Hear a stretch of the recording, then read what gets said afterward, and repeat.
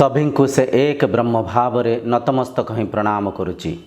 आमे भगवान शंकराचार्य द्वारा लिखा हिंतिवा विवेक चूड़ामणि प्रकरण ग्रंथ माध्यम रे आत्मतत्व को बुझिया पे प्रयास करुचे। गत वीडियो रे आमे विवेक चूड़ामणि रो 1 ରୁ 4 मंत्र को बुझी सारी थिले। ए श्रृंखला ठों आमे मंत्र को न पढ़ी सीधा ता तात्पर्य को ता अर्थ को बुझिया पे प्रयास करिबा। जद्य कहीं विवेक चूड़ामणि रे मंत्र को पढ़िया पे चाहती गीता प्रेस गोरखपुर आपण विवेक चूड़ामणि प्रकरण ग्रंथ को मगई पारे आ से मंत्र को पढ़ी पारे। आमे मंत्रर तात्पर्य को बहुत गभीर भाव में चर्चा होकर बुझा आ साधनार आचरण करी जीवनर जो उद्देश्य आत्म साक्षात्कार करवा ताकू प्राप्त करने प्रयास करवा। पंचम मंत्रर अर्थ स्वरूप गुरुदेव आम समस्त को बुझाऊँच मनुष्य जन्म है दुर्लभ से परिका दुर्लभ जन्म को प्राप्त करी मध्य साधना करी पुरुषार्थ प्राप्त करि परिवार योग्यता दक्षता थाई मध्य जो शरीर इंद्रिय सुखरे लुप्त थाईकरी निजर स्वरूप दर्शन करने प्रयास करुन थांती अलसुआ ही इंद्रिय भोगर ही लुप्त होकर थांती तांकठो मूढ़ तांकठो मूर्ख ए संसार रे केही नाहांती। एपरिका समस्त को प्रेरणा देकरी साधना पथ को आसीबा पाए गुरुदेव आम समस्त को कहते। षष्ठ मंत्र रे गुरुदेव आम समस्त को बुझाऊँच मनुष्य माने जेते शास्त्र पढ़ी व्याख्या कले मध्य कर्मकांड द्वारा पूजा यज्ञ शुभादि कार्यक्रम दान पुण्य वस्त्र धन को जेते दान कले मध्य जेते सत्संग करिकरी भौतिक कथा कथन को सुनिले मध्य जे पर्यंत से माने आत्मतत्व को बुझिया पे प्रयास करना आत्मज्ञान को श्रवण करिकरी मुक्ति प्राप्त करने प्रयास करना भौतिक कर्मकांड अनेक कल्प धरिकरी कल्प माने अनेक हजार हजार वर्ष धरी कले मध्य तांको मुक्ति प्राप्त होबनी से मोक्ष प्राप्त करि परिबेनी। एई बाहर ही भौतिक कर्मकांड रे ही हजिमजिकी रहिबे तांको संपूर्ण मुक्ति प्राप्त हो पारिबनी। षष्ठ मंत्र रे गुरुदेव हमको प्रेरणा दौंसंती जीव अज्ञान रे बांधी होकर अच्छी आत्मज्ञान को श्रवण कले ही मुक्ति मिलिबो। सप्तम मंत्र रे गुरुदेव कहते वेद वेदांत एक कथा को स्पष्ट कर प्रमाणित करिसंती धन भौतिक संपदारे आमको अमृतत्व मिलिबनी। अमृतत्व केवल ब्रह्म ज्ञान को श्रवण कले ही मिलिबो। अमृतत्वर तात्पर्य है आत्मतत्व को जितेबाला आम चर्चा हवा बुझा तेबे जाइकरी से आत्मतत्व को आम अनुभव कलापर एक कथा बुझीपर आम अजर अमर आ भौतिक जेते कर्मकांड करिकरी धन संपत्तिर लालसार आम भौतिक कर्मकांड कले आम अमृतत्व को अजरत्व को अमरत्व को प्राप्त करिपारिबानी। अष्टम मंत्र हे उत्तम साधक माने निज विवेक को जागृत कर ये भौतिक सुख को त्याग करी शाश्वत चिरंतन परमानंद को यद्य प्राप्त करने चाहती श्रोत्रिय ब्रह्मनिष्ठा थिबा ब्रह्म तत्व को अनुभव करिथिबा गुरुं को पाखक जातु तांको सन्निधि रे ब्रह्म तत्व को बुझंतु ब्रह्म ज्ञान को श्रवण करंतु आउ मुक्ति प्राप्त करी शाश्वत चिरंतन सुख को प्राप्त करने प्रयास करंतु। नवम मंत्र सद्गुरुं को संपर्क रे जाई नित्य सत्य शांति स्वरूप से आत्म तत्व को उपलब्ध करने जोग रूढ़ी होकरी तात्पर्य जोग को आचरण करी मन को निरुद्ध अवस्था को लेकरी मन को समाधि रे लीन करी आपण निजे निजको जो अविद्या अंधकार रे संसार परिका ए सागर रे निजे निज आत्मतत्व को बुड़ेकरी हजेइसंती तेणुकरी निजे ही निजर उद्धार करिपारिबे। गुरु आपणकर साहाय्य हो पारे शास्त्र आपण को साहाय्य हो पार किंतु निजर उद्धार आपण को जोग माध्यम रे चित्त को शुद्धि करी मन को विचार मुक्त करी से आत्मा तत्व संगे समाहित ही समाधिस्थ कि निज को अविद्या रे निजे ही बांधिसंती निज को मुक्ति निजे ही करि परिबे। आत्मा अभ्यास रे थिबा से परिका धी पुरुषर तात्पर्य है से परिका विवेकी साधक संपूर्ण भौतिक सकाम कर्म को त्याग करी केवल भगवान प्राप्त करने भव बंधन निज को मुक्ति करने आत्म तत्व को ଚିହ୍ନିବା ପାଇଁ ପ୍ରୟାସ କରିବାର ଆବଶ୍ୟକ ଅଛି।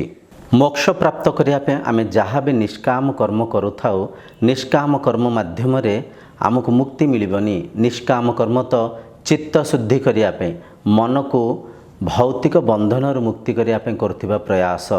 କିନ୍ତୁ ଆପଣ କୋଟି କୋଟି ନିଷ୍କାମ କର୍ମ କଲେ ମଧ୍ୟ ମୁକ୍ତି ପ୍ରାପ୍ତ କରିପାରିବେନି। ମୁକ୍ତି ପ୍ରାପ୍ତ କରିବା ପାଇଁ ବିବେକୀ ହେଇକରି ଆତ୍ମତତ୍ତ୍ୱକୁ ବିଚାର ମାଧ୍ୟମରେ ବୁଝିଲେ ହିଁ ଆପଣ ମୁକ୍ତି ପ୍ରାପ୍ତ କରିପାରିବେ।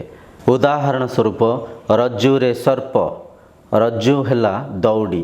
କିଏ ଯଦିଓ ଦଉଡ଼ିକି ଦେଖିକିରି ସାପ ଭାବିକିରି ଅଜାଣତରେ ଅଜ୍ଞାନରେ ଡରୁଛନ୍ତି, ବିଚଳିତ ହେଉଛନ୍ତି, ଭୟଭୀତ ହେଉଛନ୍ତି, ତାଙ୍କୁ କେବଳ ସେ ଦଉଡ଼ିକୁ ତର୍ଜମା କରିକିରି ଜ୍ଞାନ ପ୍ରାପ୍ତ କରିକିରି ବୁଝିବାର ଅଛି ଯେ ସିଏ ସର୍ପ ନୁହେଁ ଦଉଡ଼ି। ଗୁରୁଦେବଙ୍କର କହିବାର ତାତ୍ପର୍ଯ୍ୟ ହେଲା, ଏଠି ଆମେ ନିଜକୁ ଏ ଯେଉଁ ଦେହ ଭାବିକିରି ଏ ଦେହ ସାଙ୍ଗରେ ଭୌତିକ ସମ୍ପର୍କକୁ, ଭୌତିକ ବସ୍ତୁ ପଦାର୍ଥକୁ ଯୋଡ଼ିକିରି ଦେଖୁଥିବାରୁ ଆମେ ଅଜ୍ଞାନରେ, ଅନ୍ଧକାରରେ, ଅବିଦ୍ୟାରେ, ଅଜାଣତରେ ଅଶାନ୍ତିଗ୍ରସ୍ତ ହେଉଛେ। ଏ ଅଜ୍ଞାନତାକୁ କେବଳ ଆତ୍ମଜ୍ଞାନ ରୂପୀ ଅମୃତ ହିଁ ଆପଣଙ୍କୁ ବିବେକକୁ ଜାଗୃତ କରିକିରି ସତ୍ୟ ପଥରେ ନେଇକରି ସତ୍ୟକୁ ଚିହ୍ନେଇବାରେ ମାର୍ଗଦର୍ଶନ କରିପାରିବ। ତେଣୁକରି ଆତ୍ମଜ୍ଞାନ ହେଲା ସର୍ବୋଚ୍ଚ ଜ୍ଞାନ। ଯଦ୍ୟ ଅଜ୍ଞାନରେ ଆପଣ ବାନ୍ଧି ହେଇଛନ୍ତି, ଜ୍ଞାନର ଶ୍ରବଣ କରିକିରି ଆତ୍ମଜ୍ଞାନକୁ ବୁଝିଲେ ହିଁ ଆପଣ ମୁକ୍ତି ପାଇବେ। ହେ ବିବେକୀ ସାଧକମାନେ, ଆପଣ ଯେତେ ପବିତ୍ର ନଦୀରେ ସ୍ନାନ କଲେ ମଧ୍ୟ, ଆପଣ ଯେତେ ତୀର୍ଥଯାତ୍ରା କଲେ ମଧ୍ୟ, ଆପଣ ଯେତେ ଦାନ ଆଦି ଯଜ୍ଞ କଲେ ମଧ୍ୟ ମୁକ୍ତି ମିଳିବନି। କେବଳ ଗୁରୁ ସେବା କରିକି, ଗୁରୁଙ୍କ ସନ୍ନିଧିରେ ରହିକରି ଆତ୍ମଜ୍ଞାନକୁ ଶ୍ରବଣ କଲେ ହିଁ ସେ ଅବିଦ୍ୟା ରୂପୀ ଅନ୍ଧକାର ହଟିବ, ସତ୍ୟକୁ ଚିହ୍ନି ପାରିବେ, ନିଜର ଅସ୍ତିତ୍ୱକୁ ବୁଝିପାରିବେ।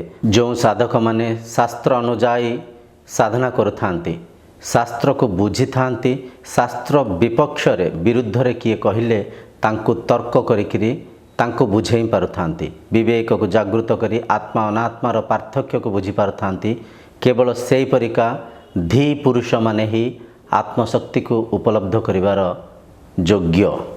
ଯେଉଁ ଉତ୍ତମ ସାଧକମାନେ ନିଜ ବିବେକକୁ ଜାଗୃତ କରି ଆତ୍ମା ଅନାତ୍ମା, ନିତ୍ୟ ଅନିତ୍ୟ ବସ୍ତୁ ପଦାର୍ଥକୁ ପାର୍ଥକ୍ୟ କରି ବୁଝିପାରନ୍ତି, ଯେଉଁ ଉତ୍ତମ ସାଧକମାନେ ବୈରାଗ୍ୟକୁ ଜାଗୃତ କରି ଭୌତିକ ବସ୍ତୁ ପଦାର୍ଥରୁ ନିଜକୁ ମୁକ୍ତ କରି କେବଳ ମୁକ୍ତି ପ୍ରାପ୍ତ ପାଇଁ ସାଧନା କରୁଥାନ୍ତି, ଯେଉଁ ଧୀ ସାଧକମାନେ ସମାଧି ଷଟ୍ସମ୍ପତ୍ତି, ଶମ, ଦମ, ଉପରତି, ତିତିକ୍ଷା, ଶ୍ରଦ୍ଧା, ସମାଧାନର ଆଚରଣ କରିକିରି ସାଧନା କରୁଥାନ୍ତି, ଯେଉଁ ସାଧକମାନେ ମୁମୁକ୍ଷତ୍ୱ ମାନେ କେବଳ ଆତ୍ମଶକ୍ତିକୁ ଉପଲବ୍ଧ କରିବାର ଛଡ଼ା, କେବଳ ସତ୍ ସ୍ୱରୂପକୁ ଚିହ୍ନିବା ଛଡ଼ା ଆଉ କୌଣସି କାର୍ଯ୍ୟରେ ମନକୁ ଲଗାଉନଥାନ୍ତି, କେବଳ ଏକ ଲକ୍ଷ୍ୟ ମୁକ୍ତି ପ୍ରାପ୍ତ କରିବା ଲକ୍ଷ୍ୟରେ ଯିଏ ସାଧନା କରୁଥାନ୍ତି, କେବଳ ସେଇ ଧୀ ପୁରୁଷମାନେ, ସେଇ ଉତ୍ତମ ସାଧକମାନେ ହିଁ ଆତ୍ମଶକ୍ତିକୁ ଉପଲବ୍ଧ କରିବାର ଯୋଗ୍ୟ। ବ୍ରହ୍ମ ସତ୍ୟ ଅଟନ୍ତି, ଜଗତ ମିଥ୍ୟା ଅଟେ।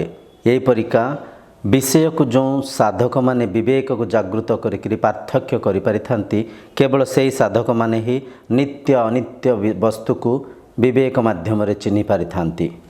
ଯେଉଁ ଉତ୍ତମ ସାଧକ ଇନ୍ଦ୍ରିୟ ମନ ମାଧ୍ୟମରେ କିଞ୍ଚିତ ଆନନ୍ଦକୁ ପ୍ରାପ୍ତ କରୁଥିବା ଏ ଭୌତିକ ସମ୍ପୂର୍ଣ୍ଣ ସୁଖକୁ ତ୍ୟାଗ କରି ବ୍ରହ୍ମଲୋକ ସ୍ୱର୍ଗ ପ୍ରାପ୍ତିର ସେ ଆଶା ଆକାଂକ୍ଷାକୁ ମଧ୍ୟ ତ୍ୟାଗ କରି କେବଳ ମୁକ୍ତି ପ୍ରାପ୍ତ କରିବା ପାଇଁ ସେ ଆତ୍ମା ତତ୍ତ୍ୱକୁ ବୁଝିବା ପାଇଁ ପ୍ରୟାସ କରୁଥାନ୍ତି, ସେହିପରିକ ଉତ୍ତମ ସାଧକକୁ ବୈରାଗୀ କୁହାଯାଏ। ବାରମ୍ବାର ଭୌତିକ ସଂସାରରୁ ସୁଖ ପ୍ରାପ୍ତ କରିବା ପାଇଁ ଆମେ ଯେଉଁ ପ୍ରୟାସ କରିଥାଉ, ଯେଉଁ ପ୍ରୟାସ ମାଧ୍ୟମରେ ଆମେ ଅବିଦ୍ୟାରେ ଅନେକ ଦୋଷ ତ୍ରୁଟି କରିବା ଦ୍ୱାରା ଅଶାନ୍ତିକୁ ପ୍ରାପ୍ତ କରୁଥାଉ, ସେସବୁ କଥାକୁ ବିବେକକୁ ଜାଗୃତ ହେଇକିରି ବୁଝିକିରି ସେ ଭୌତିକ ବିଷୟବସ୍ତୁରୁ ମନକୁ ମୁକ୍ତ ରଖିକିରି କେବଳ ଈଶ୍ୱର ପ୍ରାପ୍ତି କରିବାର, ଆତ୍ମତତ୍ତ୍ୱକୁ ବୁଝିବାର ସେ ଆକାଂକ୍ଷାରେ କରୁଥିବା ସାଧନାକୁ ଶମ କୁହାଯାଏ। ପାଞ୍ଚଟା ଜ୍ଞାନେନ୍ଦ୍ରିୟ, ପାଞ୍ଚଟା କର୍ମେନ୍ଦ୍ରିୟ ସଦାସର୍ବଦା ଭୌତିକ ସୁଖରେ ଲୁପ୍ତ ଥାନ୍ତି, ଭୌତିକ ବିଷୟ ଭୋଗିବା ପାଇଁ ଉତ୍ସାହିତ ଥାନ୍ତି। ସେହିପରିକା ଉତ୍ସୁକ ଇନ୍ଦ୍ରିୟଙ୍କୁ ତାଙ୍କ ଭୋଗ୍ୟ ବିଷୟରୁ ନିରୁଦ୍ଧ କରିକିରି, ତାଙ୍କ ଭୋଗ୍ୟ ବିଷୟରୁ से भौतिक वस्तु पदार्थर मुक्त करिकिरी इंद्रियों को तांको स्वस्थिति रे उपस्थित करिकिरी इंद्रियों को सहज भाव में आंतरिक सुख नवा पाई करुथिबा प्रयास को आमे दम कहू थाउ। मनर वृत्ति उपरे भौतिक विषय वस्तुर प्रभाव न पड़िला परिका मन को स्वस्थिति रे स्थित रखिबा मन को अंतर्मुखी रखिबार ए साधना को ही उपरति कहा जाए। भौतिक संसार आसुथिबा जेकोसी दुख जंजाल को विवेक हिंकरी तर्जमा करी ये सब वस्तु पदार्थ अनित्य भाविकी से दुखर निवृत्ति करने कौन से प्रयास प्रयत्न न करी स्वस्थिति स्थित रहीकि भौतिक संसार रे कहारी उपरे भी कौन सी प्रतिशोध भावना न रखिकी कहारी उपरे भी कौन सी क्रोध को धारणा न करी मन को ता सहज स्वस्थिति रखिबार ए प्रयास को ही तितिक्षा कहा जाए।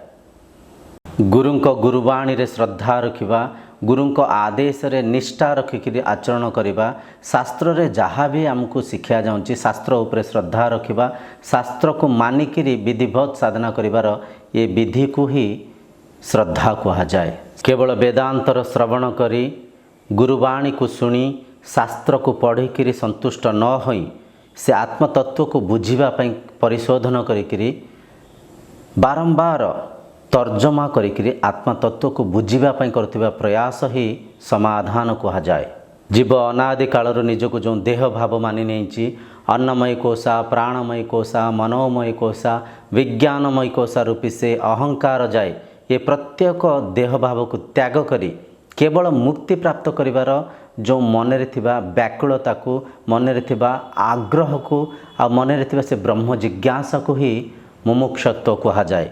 मुमुक्षत्व रे केवल गोटे लक्ष्य थाए जहाँकि मो सत्स्वरूप को मु चिन्हिबी आत्मा तत्व को अनुभव करी आत्मज्ञान को श्रवण करी शास्त्रर सहारा नहीं करी निजर आत्मतत्व को चिन्हिबा पाई करुथिबा अंतर्यात्रा ही भक्ति कहा जाए। आजिर ए वीडियो माध्यम रे आमे एपर्यंत शिखिले साधना कौं परिका करिवार आवश्यक अछि जड़े साधक भितर कौन योग्यता थिले से ब्रह्मतत्व को अनुभव करें से पर्यंत आम शिखिपाइले। आसंता वीडियो रे जड़े साधक क्षत्रिय ब्रह्मनिष्ठा होकर साधना चतुष्टयर योग्यता को प्राप्त करी गुरु को पाखे जाइकि कौं परिका विद्याभ्यास करिवार आवश्यक अच्छी से सब कथा को आम आगामी वीडियो रे चर्चा होकर बुझा ए सब कथा को एकाग्र चित्तरे विवेक ही तर्जमा कर बुझंतु आउ निजे आचरण करंतु तेबे जाइकि आत्म साक्षात्कार करें साधनार उद्देश्य पूर्ति हेब। सभी को धन्यवाद सहित अनंत कोटि प्रणाम।